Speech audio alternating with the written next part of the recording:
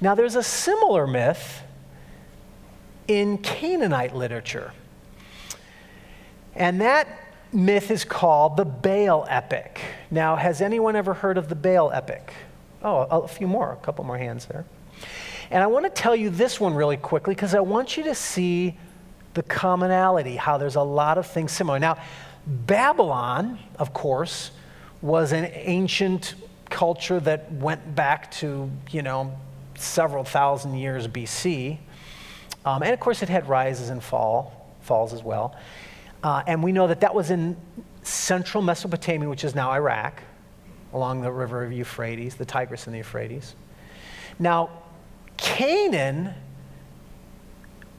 the land, which is the land that the Israelites conquered, that's west of there, and it's on the coast of the Mediterranean Sea.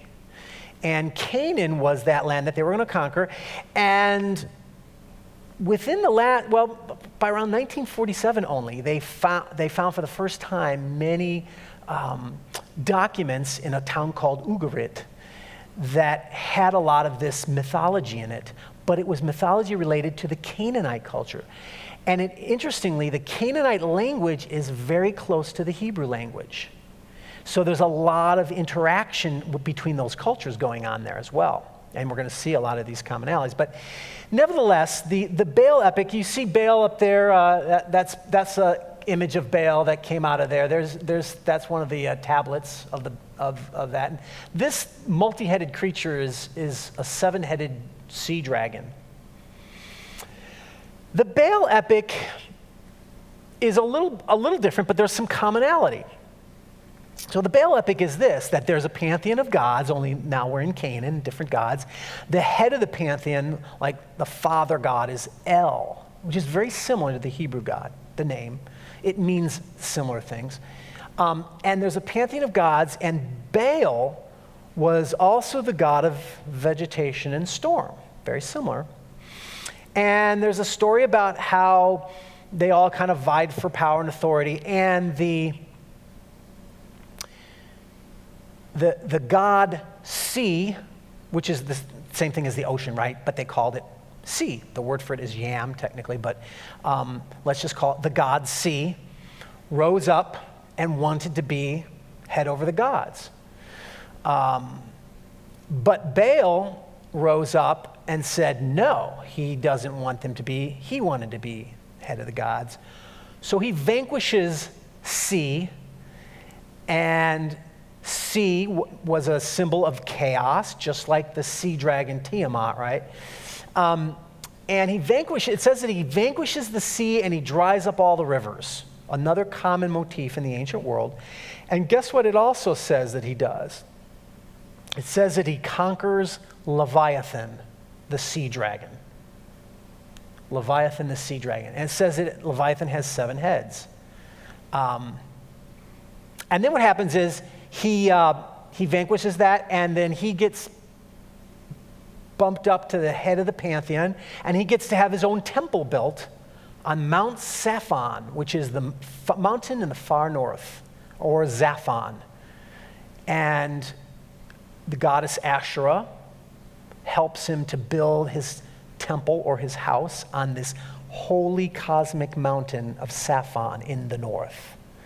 And that's sort of a part of his expression of his power. Then, of course, he also finds out that Mot, the god of death, is against him, and so he goes down into the underworld to fight him, but he gets killed by Mot, and then his sister goes and rescues him and brings him back. And that expresses the cycle that we go through every year of the vegetation and the harvest and such. So it sort of expresses that. But you can see how there's this storyline about, again, a god rising to power over the other gods and vanquishing the sea. Let's look particularly at that verse, just so you can kind of read this is an actual passage from the Bale Epic, and it says, "What manner of enemy has arisen against Baal?" And before I go on further, you have read about Baal in the Old Testament, right? Yeah. So he was not only the god of vegetation and storm, But he was also the God that through all the history of Israel, they kept falling away from Yahweh and worshiping Baal. So he's very, very important. He's very relevant even in the Old Testament scriptures. And so it says, what manner of enemy has arisen against Baal? But this is all from the actual Canaanite literature. The Bible talks about Baal, but this is from their own literature. Or foe against the charioteer of the clouds. That's what Baal was called, the rider of the clouds or the charioteer of the clouds. Surely I smote the beloved of El, sea. Surely I exterminated river, the mighty God. So he destroys the river, destroys the sea. Why? Because sea is a symbol of chaos. And surely I lifted up the dragon. I overpowered. So the sea dragon and the sea are all these symbols of chaos that the gods push back or conquer in order to establish their covenanted order. That's the motif. I overpowered him. I smote the writhing serpent, encircler with 7 heads. So it had 7 heads, multiple heads. That's the phrase from the Bale Epic, you know. And now lest some of you think, oh yes, Brian, that is kind of interesting. I find it mildly interesting. Of course, we're already beginning to think, well, but what does that have to do with the Bible? But more importantly, why does that really matter? I mean, that's pretty ancient world. We don't believe in that kind of stuff anymore. You know, what relevance do gods and dragons have to us? Well, guess what? It's in the Bible as well. That's right. There's many passages. I can only focus on a couple here, but Psalm 74, good, you can read good. Psalm 74:13, this is David's writing about the crossing of the Red Sea, the parting of the sea, the conquering of the sea. And he writes, he's talking about Yahweh. Yahweh, you divided the sea by your might. You crushed the heads of Leviathan. That's the sea dragon.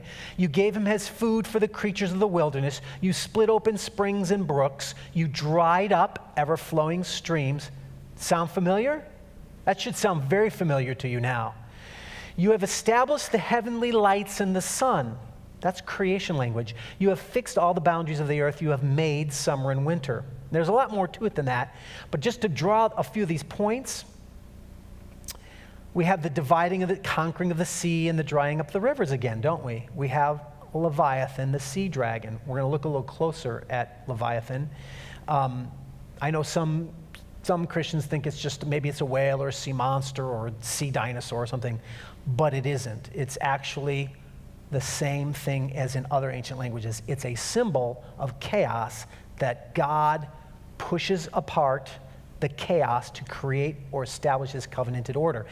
So notice the feast in the wilderness. I mean, what's that? I mean, they're in the middle of the Red Sea, and then all of a sudden he's going to make Leviathan the food for the creatures. What is that about? Well, that's where are they going to be going into? The wilderness. So it becomes a symbolic expression of how God conquers that evil and that chaos, and the good people of Israel then live off of that victory, which is again symbolic. He conquers the seas and dries up the rivers. And then the creation language at the end. Notice that when he's talking about this conquering, he's talking about the creation language. He's using creation language. So this should help you to read maybe even Genesis 1 and 2 a little bit differently if you understand that when the ancients and when the ancient Hebrews used creation language, it was an expression of the covenant. So, in other words, what happened in the Exodus? God establishes the covenant at Sinai, doesn't he?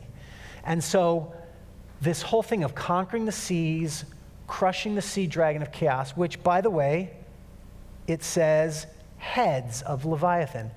That's plural. And I looked it up in the Hebrew, and it's plural. So that it has multiple heads. Interesting, huh? But anyway, so you see how this motif is expressed even through David as he's expressing what? The establishment of the Mosaic covenant with God's people. Do you see that mythic resonance going on there? It's beautiful, isn't it? This is mythical. This is transcendence.